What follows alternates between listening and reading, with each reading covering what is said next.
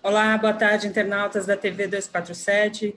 Sou Daiane Santos, estamos aqui acompanhando os desdobramentos aí do julgamento sobre a prisão em segunda instância pelo Supremo Tribunal Federal. Já votaram o relator, o ministro Marco Aurélio Mello, e o segundo a votar, abriu a divergência, que é o ministro Alexandre de Moraes, e agora, neste momento, deve estar ali nos finalmente, o ministro Edson Fachin. Nós convidamos aqui uma professora, uma advogada, para tentar esclarecer um pouco mais sobre esse assunto. Esse assunto tem tido grande repercussão, tanto aqui no nosso canal como em outros veículos, justamente por conta da importância que se tem em torno desse tema. E aí a gente resolveu conversar com a advogada Jaqueline Valles, é advogada, mestre em Direito Penal, é especializada em processo penal e criminologia, e é professora universitária, sócia aí do escritório Valles e Valles. Tudo bem, doutora? Tudo bem, Daiane? Boa tarde. Boa tarde, Boa tarde. 247. Isso aí. Doutora, a gente está acompanhando esse processo, esse julgamento desde a semana passada, propriamente dita, né? Mas já faz alguns anos, mais de um ano, pelo menos, que está em discussão esse tema da prisão em segunda instância. A senhora trata sobre esse assunto justamente apontando a questão constitucional. O que o Supremo pode divergir da Constituição diante do que está sendo discutido hoje lá? Olha, a princípio, Daiane, o Supremo, ele, por ser o órgão máximo de segurança da Constituição, tá? Nós temos guardiões da Constituição e a principal função do STF é garantir todos os direitos e deveres individuais ou coletivos que lá estão inerentes na Constituição, tá? O que ele pode divergir? Em nada. Em nada pode ser divergido, tá? A discussão que se coloca é se o artigo 283 do Código de Processo Penal está em harmonia com a própria Constituição. Porque se não estiver em harmonia com a própria Constituição, esse artigo 283 deverá ser derrogado, que a gente chama, tirado do ordenamento jurídico, tá? O artigo 283, ele sempre esteve em harmonia, tá? Desde o momento da promulgação da Constituição essa vigente, que foi em 1988, quando ela se tornou vigente, os artigos que antigamente haviam deveriam se adequar. E ele se adequou tranquilamente, ele sempre esteve em harmonia, tá? Uhum. Então, hoje, essa discussão da prisão em segunda instância, abriu-se uma vertente de falar, olha, não pode prender, tem que haver prisão, não pode esperar até o transjulgado. Uma coisa que nós temos que deixar bem claro, Daiane, é que a prisão sempre foi possível antes do transjulgado, tá? Sempre foi possível. Uhum. Nós temos o artigo 312 do CPP, do Código de Processo Penal, que diz da prisão preventiva. Toda vez que alguém incorrer nos itens da prisão preventiva, que seria ir contra as provas que estão sendo discutidas, ameaçar testemunhas, não obedecer nenhuma intimação do judiciário quando é chamado, essa pessoa recorrendo processualmente ou não, se ela se enquadrar dentro da prisão preventiva, ela pode ser presa. Ela pode ser presa, tá? Então, a pessoa é presa e continua recorrendo. O que não se tem hoje, o que não pode hoje, é trazer a prisão de forma automática, sendo que a causa ainda está sendo discutida. Entendeu? Eu não posso, olha, simplesmente porque eu já tive uma discussão em primeira e em segunda instância, tá? Independente se ele quer recorrer ou não, tá? Eu vou prendê-lo. Mas por que você vai prendê-lo? Porque eu vou antecipar a pena, tá? Que foi dada a ele na sentença. Por que antecipar? Porque se ele tiver outro recurso, tá? Aí eu posso soltar. Então, o recado foi dado em 2017 pelo STF, um julgamento de um habeas corpus foi, olha, pode se prender sim, tá? Desde que haja pressuposto da prisão preventiva. Flagrante delito, etc. Então, o flagrante delito também, entendeu? Ele pode, ele está respondendo um processo, vai ser pego em outro crime, evidente que ele vai ser preso, tá? O que você tem que colocar bem na ideia é, eu não preciso chegar até lá para ser preso, mas se eu contribuir com a justiça de forma ordeira, não atrapalhar todo o processo, tá?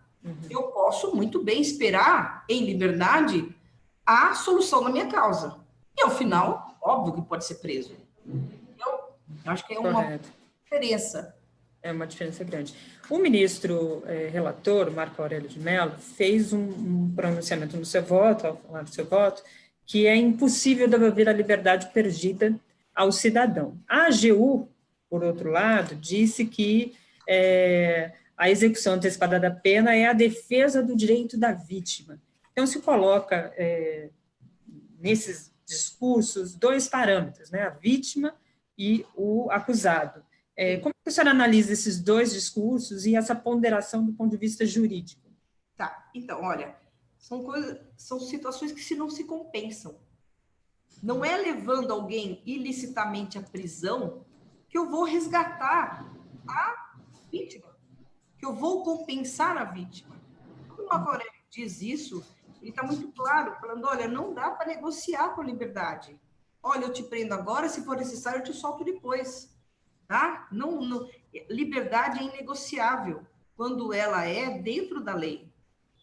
Volto a dizer, ninguém está pregando a impunidade, vamos deixar todos presos, não é nada disso, tá? Vamos prender conforme a lei manda prender.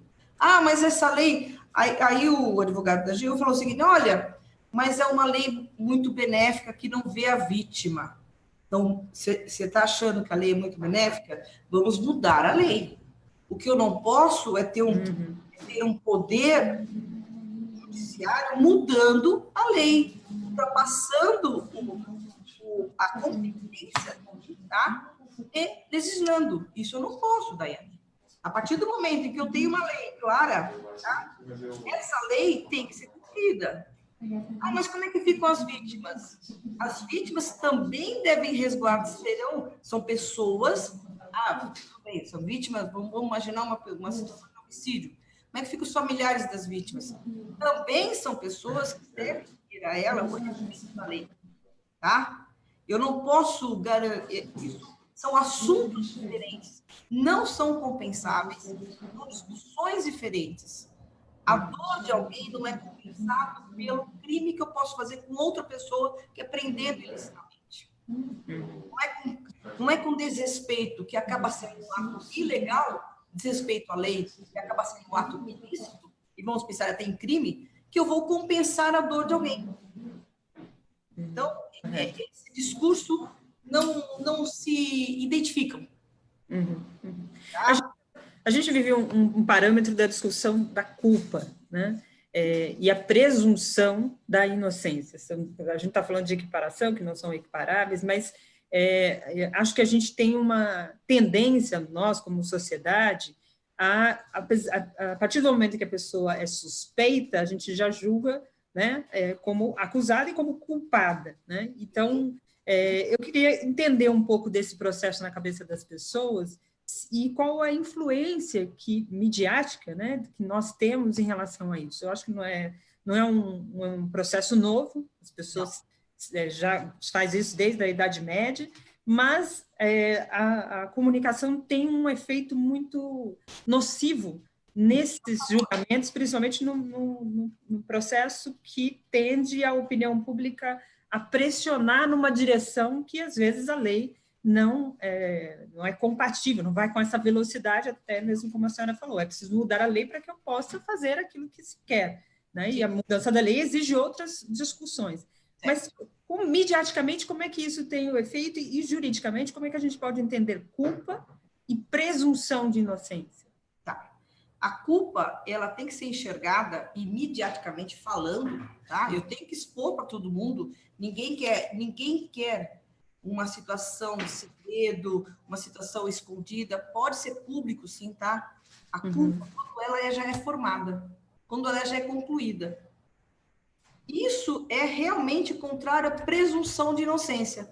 O que é presunção de inocência? Eu presumo que a pessoa é inocente até que essa culpa seja formada, tá? E como é que eu presumo que ela é inocente? Eu dando a ela uma ação penal para que ela possa esconder, eu dando a ela procedimentos legais para que ela possa se defender, tá? Expor todos os seus argumentos. Não é no primeiro momento em que eu acuso, eu não, o Estado acusa, tá? Que eu posso presumir que aquela pessoa, a culpa já está formada. Eu tenho que dar a ela um devido processo legal. O Estado deve a ela um procedimento legal, para que eu possa formar a culpa. Formou a culpa? Realmente não tem o que mais discutir? Então, beleza. Então, a presunção da inocência foi respeitada durante esse trajeto, tá, de procedimentos legais, não necessários para que eu possa verificar se eu estou acusando alguém inocente ou alguém culpado, realmente. Tá? É terrível imaginar que uma pessoa está se defendendo de ato que ela não fez, enquanto o verdadeiro culpado está realmente fora desse processo. A falta de legalidade, colocando uma pessoa rapidamente na prisão, eu causo, sim, uma impunidade. Por quê? Porque se eu coloco uma pessoa erroneamente na prisão, à pressa, pela situação prática, pela pressão popular, tá? Eu deixo de punir, muitas vezes, alguém que realmente deveria ser punido. Então, são contrapontos extremamente graves. Forma a culpa. Ninguém está falando em impunidade. Puna, tem que punir, tem que ir para a cadeia. Mas dê a ela um procedimento legal para que ela possa se defender. Tá? Isso é a presunção da inocência. Eu não posso antecipar a pena em razão de clamor público, em razão de atos populistas, eu não posso antecipar. Bom, respondi à população. Bom, a pressa foi tão grande, será que foi certo? Às vezes você pegou uma pessoa errada, tá? E isso causa realmente danos para a sociedade em si. Tá? Correto. Verdade. Doutora Jaqueline, muito se tem discutido sobre o papel do Supremo e nesse ambiente de uma crise política profunda que nós vivemos, as instituições também acabam sendo afetadas. O Supremo tem sido alvo de muitas críticas e dentro desse ambiente se coloca como um órgão que tem supostamente acobertado certos indivíduos e a conduta do Supremo é sempre soltar, enfim, principalmente nas redes sociais isso circulou de modo muito fervoroso, vamos dizer assim.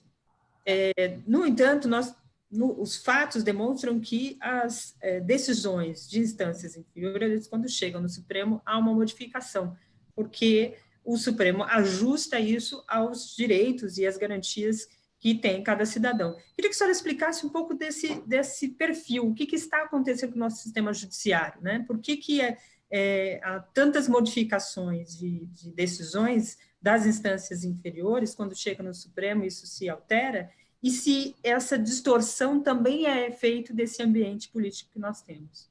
Sim. Então, Daiane, nós temos algumas instâncias jurídicas, tá? A primeira instância é o juiz de grau, no qual ele diretamente lida com a causa, ele lida com o instrumento, ele lida com a situação de testemunhas, a situação do depoimento do réu, depoimento da vítima, tá? Então, é o primeiro embate que tem aquele magistrado com a causa, tá? Uhum. Quando ele faz esse primeiro embate, discute realmente fatos.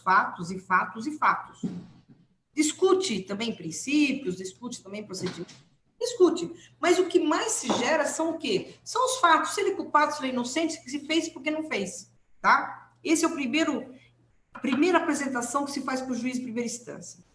Discutindo esses fatos e que aquele resultado não for benéfico para uma das partes, seja para o Ministério Público, seja para o réu, tá? Ambos poderão recorrer. Eles vão recorrer, tá? E esse segundo momento que a Tribunal são os tribunais de Estado, são os tribunais de justiça, eles terão que analisar agora se tudo que esse primeira instância fez correto. Mas já analisa de um modo mais formal, porque lá em segunda instância não há a parte de instrução, eu não faço audiência, eu não falo com testemunha. Então, eles vão analisar a parte formal, se primeira instância realmente fez, tá? Quando chega na segunda instância, já vai refinando, já vai afunilando, desculpa, tá?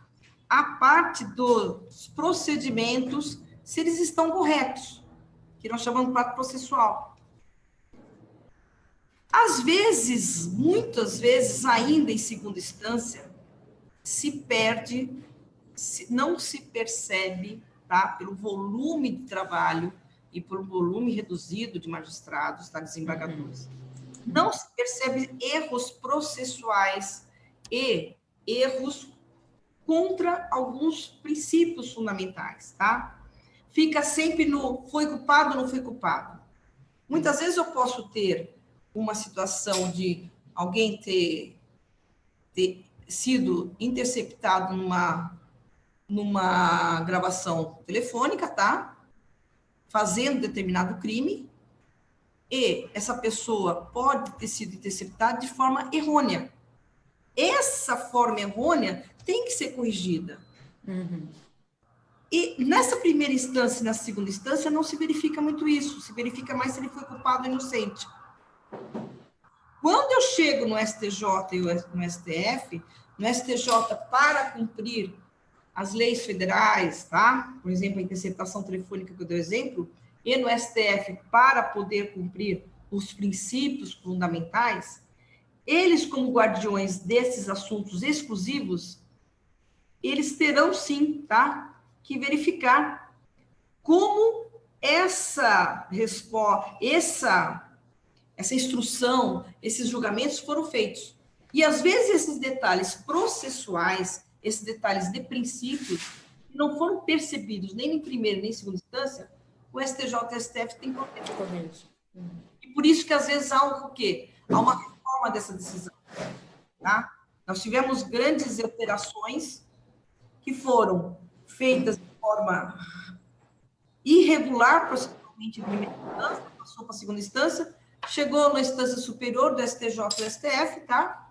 E falou, bom, isso daqui está errado. Por que está errado? Porque não respeitou o princípio da intimidade, o princípio da individualidade, não respeitou o princípio das provas ilegais, então vamos anular esse processo. Só que é interessante que eu tenha isso? Lógico que é interessante. Eu não posso deixar passar uma ilegalidade, não posso passar, tá? Por isso que o devido processo legal é de suma importância. Entendeu? Tá? Alguém tem que ver o erro. Se não tiver nenhum erro, tranquilo, lógico. Vamos punir, vamos dar a ele a reprimenda que ele teve. Se é prisão, seja prisão, se é perda de bens, seja perda de bens, tá? Mas o que não se pode negar é erro, e o erro fica, já que errou mesmo, deixa, já está preso mesmo, depois a gente vê. O Marco Aurélio fala, não dá para devolver a liberdade de ninguém. Não dá. Se você errar, você tá errando com uma pessoa, tá? Ah, mas ela é criminosa, mas ela é uma pessoa. Ah, então não dá para negociar. Corretíssimo. Doutora, muito se falou nesse período sobre uma possível soltura de todos os presos a partir de uma decisão que reverteria essa manutenção da prisão em segunda instância. Isso, de fato, seria verdade? Ou seja, todo preso condenado em segunda instância seria solto? Não, isso não é verdade, tá? Eu confesso para você que eu li também e 4.985 pessoas seriam libertadas imediatamente. Essas 4.985 pessoas, se elas tiverem presas somente, Daiane, somente em razão de ter sido confirmado a sua sentença condenatória em segunda instância, e elas tinham sim oportunidade de recorrer em liberdade, elas têm que ser soltas. Agora, se dentro das 4.985 pessoas, tá, tiver pessoas com prisão preventiva sendo decretada em razão que elas infringiram a lei no artigo da prisão preventiva, elas continuarão presas. Elas não serão soltas porque o STF está determinando que o artigo 283 é, sim, em harmonia com a Constituição. Elas vão continuar presas, porque elas infringiram a lei, tá? Então, eu não acredito nessa avalanche, vamos abrir as portas, todo mundo vai... Não, isso não. Tá? Isso vai ser analisado a cada ato, tá? Por quê? Porque eu posso ter dentro dessas pessoas que estão cumprindo pena em segunda instância, que realmente infringiram a prisão preventiva e vão ter que ficar. Agora, quem não infringiu, quem está preso ilegalmente, tem que ser solto. Tem que ser solto. Não é benefício, né? Desculpa, não é um benefício que se faz, é um cumprimento da lei. Tá? Eu não posso ter pessoas presas ilegalmente. Isso causa uma tremenda desestruturação na sociedade. Se eu tenho uma lei, ela tem que ser cumprida. Eu não posso, hoje eu prendo, amanhã, quem sabe, putz, mas o movimento não está tão bom, deixa eu deixar ele preso, deixa eu deixar ela presa, não, vamos soltar essa. Isso causa uma insegurança para a sociedade terrível, terrível. E não é para o rico, não é para o pobre, causa para todo mundo, tá? Porque o pêndulo é muito claro, né? O pêndulo para cá, o pêndulo para lá. Eu não posso depender de pêndulos para viver numa sociedade civilizada. Eu tenho que depender de leis. Tá? Então, se elas estão presas ilegalmente, tem que ser solto. Correto. A votação continua, o julgamento continua, né? O ministro Edson Fachin já votou, ele seguiu o voto divergente do Alexandre de Moraes, acho que já era até esperado esse encaminhamento, até pelas decisões anteriores do próprio Fachin. Então, o placar agora é 2-1 em relação a essa questão. O julgamento aí continua e a gente vai acompanhando daqui. Vou ler, doutora, alguns comentários dos nossos internautas que estão acompanhando aqui, tem quase 2.000 pessoas já assistindo, muita gente falando sobre essa situação em relação ao Supremo com certa preocupação, né? A Margarete da Costa, ela diz, boa tarde, estamos vivendo um momento muito incerto, não sabemos quem está por trás disso tudo. O momento de agir seria dos movimentos de 2013 e 2014 e já se preparava para o que estamos vivendo hoje, diz ela aqui. Comentário do Vladimir Silva, e acho que é aluno da senhora, ele diz, muito orgulho de ser aluno dessa ótima professora Jaqueline. Então, os alunos tendo aula externa, né, um pouquinho de aula externa, eu já fui aluna do Direito, sei que é muito importante, às vezes, assistir certos debates como esse, que a gente tira muitas dúvidas, né? O Ruiz Filho, será que alguém acredita que vão cancelar a segunda instância? Com toda certeza irão. O Moraes já deu um voto e já votou contra, e isso dá um sinal de que a prisão em segunda instância vai permanecer. Muita gente falando nessa direção um pouco incrédulo, na direção de que isso vai permanecer deste modo. A minha pergunta, doutora, diante dessa situação como a decisão anterior que modificou o entendimento inicial sobre essa interpretação, inicialmente se entendia que a Constituição não permitia a prisão e a decisão naquela época, acho que foi 2016, mudou essa interpretação e os tribunais inferiores passaram a determinar quase que uma situação que fez com que a discussão voltasse à tona. E agora a gente está nesse limbo que nos encontramos hoje. Quais os efeitos disso do ponto de vista jurídico, né, das instâncias inferiores? Vai manter essa decisão de prisões automáticas? É essa a interpretação que vai se fazer? Tá, olha, vamos lá. Em 2017, que foi julgado um habeas corpus, tá? Um habeas corpus, tá? Um habeas corpus de um roubador, artigo 157, tá? O que aconteceu, Daiane? Esse roubador, tá, como vários no Brasil, pleiteou a apelação, tá? Ele estava solto. E aí, o que aconteceu? Ele foi preso. Entrou com habeas corpus para o STJ. Mandou, olha, eu não posso ser preso, porque eu não estou dentro do artigo 313, 312, e eu estou respondendo tranquilamente, tá? E eu ainda tenho que discutir, ainda tenho fatos para discutir, atos para discutir da minha prisão. Da minha prisão, não, da minha sentença. Veio o ministro, tá, do STF e colocou esse HC como um parâmetro para ser discutido em plenária. Um HC, tá? Por que eu não habeas corpus?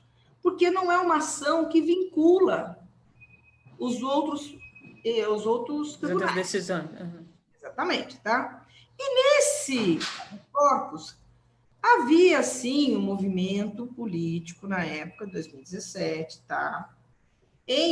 Do pacote anticrime, vamos prender, não vamos tolerar. Havia um movimento político extremamente mais afiado para as prisões antecipadas.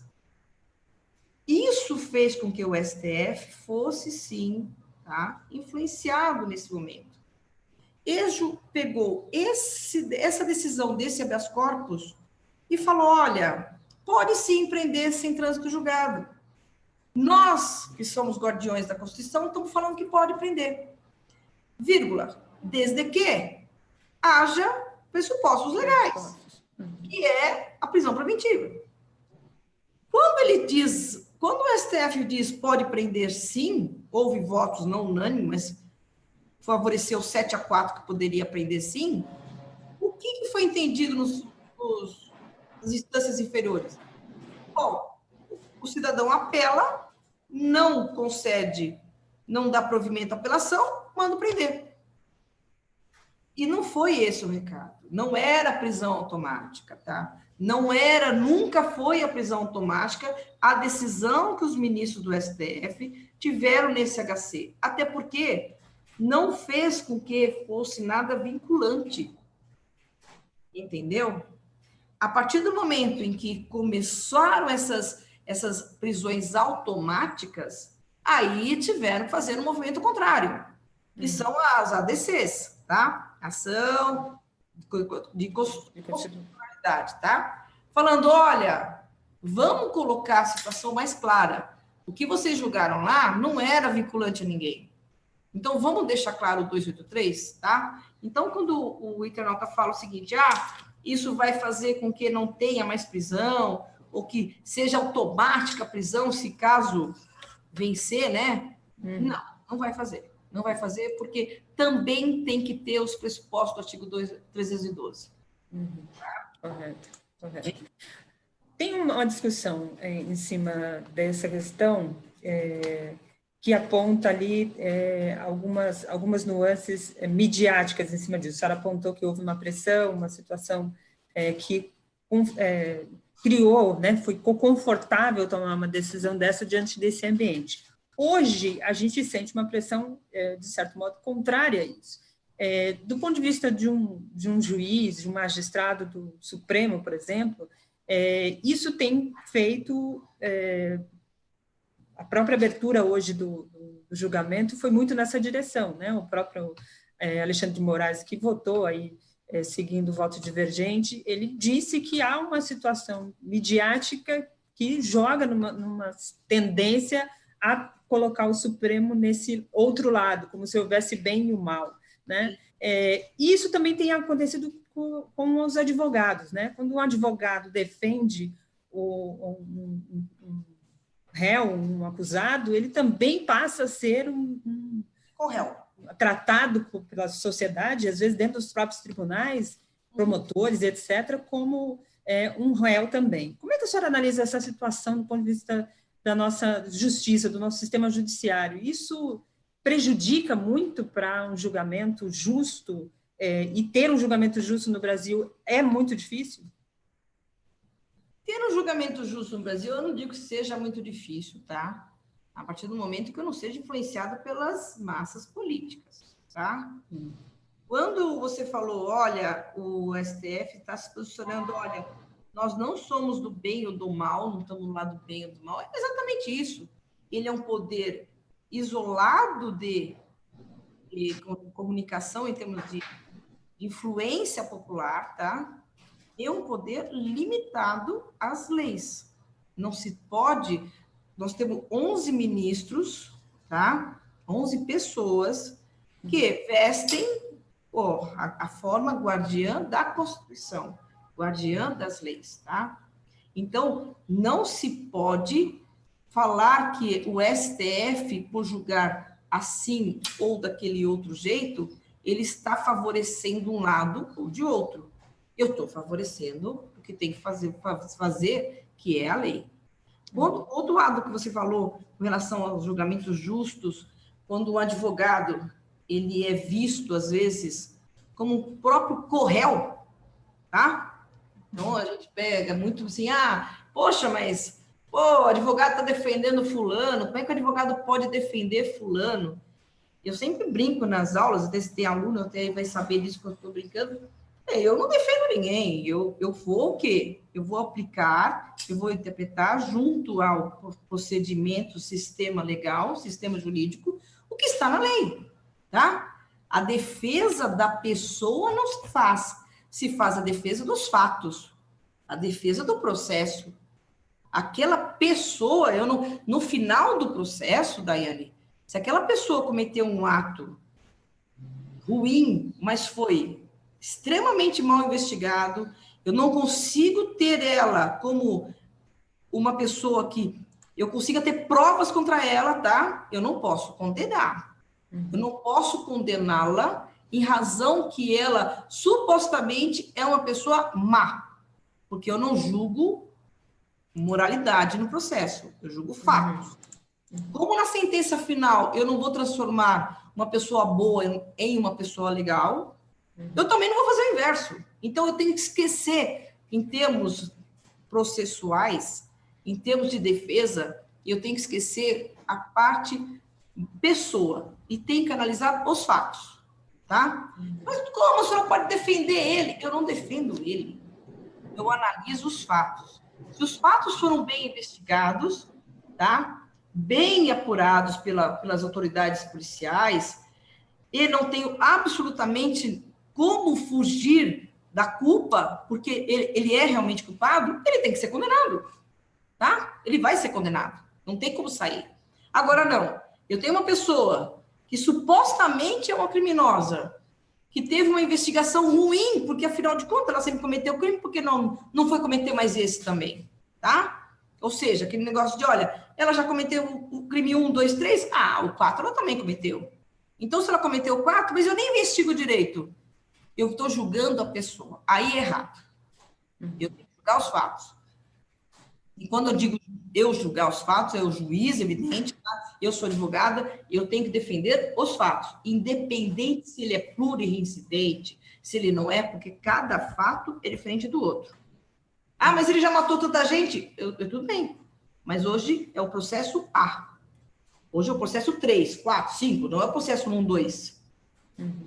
Tudo bem? Tá? Correto. Entendido. Professora, essa situação toda que a gente está apontando também se reflete muito nas redes sociais. E as redes sociais, como eu disse, os ministros falam muito das redes, né? Abriu até-se um processo no próprio Supremo por conta desses ataques. A senhora acredita que a imprensa contribui pouco para informar sobre todos esses meandros do campo judiciário, né? Porque quando diz que vai soltar, até mesmo nas notas de saidinha, né? Da famosa saidinha, saidinha do Natal, vai soltar não sei quantos presos, e isso para a sociedade que vive num ambiente de extrema violência parece justamente uma ameaça, e que esses presos não deveriam ter direito a essa saída. Essa dicotomia que se tem, né, essa situação que se coloca, onde o preso parece que não deveria ter direito nenhum, é também influência de uma sociedade mal informada sobre a questão jurídica, sobre os direitos e a importância de tê-los, porque direitos humanos parece que não é importante também, né? Sim, não, você tem toda a razão, tá? A partir do momento que eu tenho uma informação, uma informação da imprensa, eu tenho que ter uma informação educativa também, tá? Mas isso é culpa da imprensa? Não, isso não é culpa da imprensa. Isso não é culpa da imprensa. Porque a imprensa também se reporta o que nós falamos, que as pessoas... É um espelho. Então, às vezes, a gente não fala certo, às vezes a gente não reporta certo, em razão de ter um pouco receio de desapontar. Eu não vou desapontar, imagina. Poxa, como é que eu vou pegar e defender uma posição que uma pessoa tem que ter uma saidinha, tá? Do Dia das Mães, porque ela, mesmo ela ter matado a mãe dela. Bom, existem, só abrindo parênteses, a pena, ela serve para ela é formada de 2 institutos.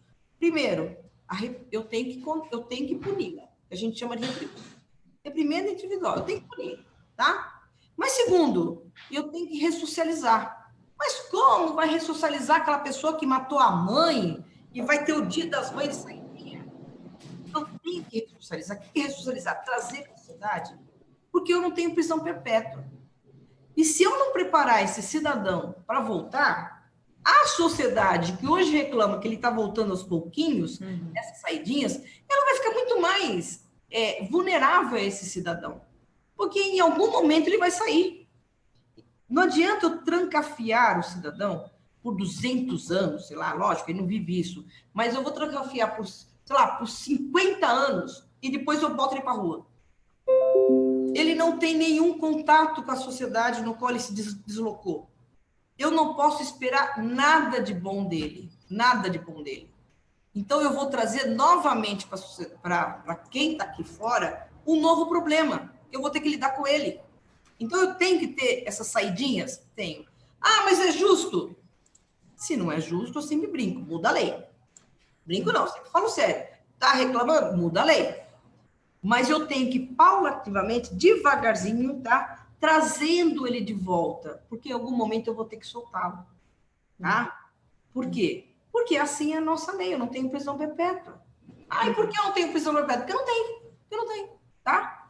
Hoje eu não tenho. Então, se eu tenho que soltar ele um dia, que eu vá soltando ele devagar, não é soltando, é trazendo ele de novo ao convívio social, para que quando ele venha de vez, tá, eu possa suportá-lo de forma um pouco mais civilizada.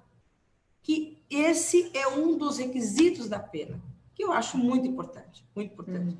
Nós conversamos, como é que eu vou... Outro dia eu vi, como é que vai soltar a Suzane se ela não tem nem pai nem mãe, vai ser do Dia dos Pais? Bom, o fato que ela foi punida, o fato que a condenou já foi. Eu não posso mais ficar punindo 2 vezes, 3 vezes, 4 vezes. Eu não sou a favor do que ela fez, evidente que não. Ninguém é a favor. Nem o advogado que a defendeu é a favor. Mas ela já foi punida por ter matado o pai e a mãe. Agora, para cumprir a pena, eu vou de novo punir pelo mesmo fato? A gente chama de bis in idem, não pode ocorrer o bis in idem. Tá? Correto. Professora, a gente está falando de punição, estamos falando de leis, né, e mudança de leis. Muito se discute nesse processo que no Brasil nós temos leis que não funcionam, outros dizem que as leis não são aplicadas, e outros dizem que nós damos muito recursos aos condenados e tal, que garante, às vezes, a impunidade. Como é que a senhora analisa o nosso ordenamento jurídico no Brasil? É preciso mudanças na lei ou essas leis são plausíveis, são justas, são adequadas e precisam de poucos ajustes? Como é que a senhora avalia o ordenamento? Eu entendo que se essa lei existe e não está funcionando, muda-se a lei, mas eu concordo com essa lei. E o primeiro momento que nós estamos agora falando, olha, a lei não está funcionando, e eu estou tentando, entre aspas, agora essa discussão do STF, é o artigo 283, é o próprio enredo de tudo isso. Olha, eu não quero respeitar a lei. O artigo 283 está sendo desrespeitado. Então, quando a sociedade reclama, nós temos leis muito benéficas, bota a lei para ser respeitada, que ela acaba não sendo benéfica, entendeu? Ela acaba sendo justa. Se eu tiver lei inadequada, antiquada àquelas sociedades contemporâneas, tá? Nós temos que ter um reajuste. Esse negócio de eu tenho muitos recursos não é verdade. Ah, advogado vai lá e recorre muito. Daiane, eu tenho 5 dias para recorrer de uma sentença condenatória.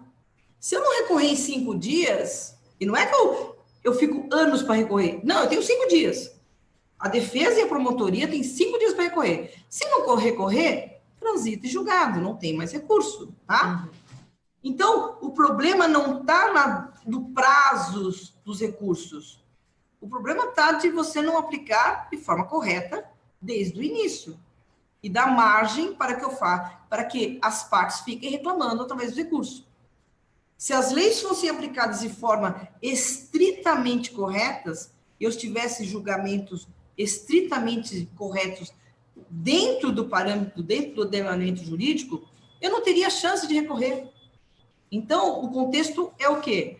Se eu desrespeito as leis, eu tenho que ter um ordenamento que me dê remédio, que me dê liberdade para corrigir esse erro.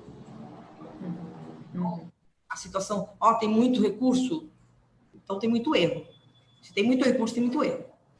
Tá? Ninguém vai recorrer de uma sentença extremamente clara e legal. Nós não fazemos milagres, os advogados, nem o Ministério Público, que se recorre, não fazem milagres, a gente não inventa situações. Se você tem uma sentença corretíssima, eu não posso fazer nada, eu vou falar para o meu cliente, olha, está correto, você tem que se recolher à prisão, não tem o que fazer, tá? Então, é o inverso a posição. Faz tudo certinho. Que dá certo, né?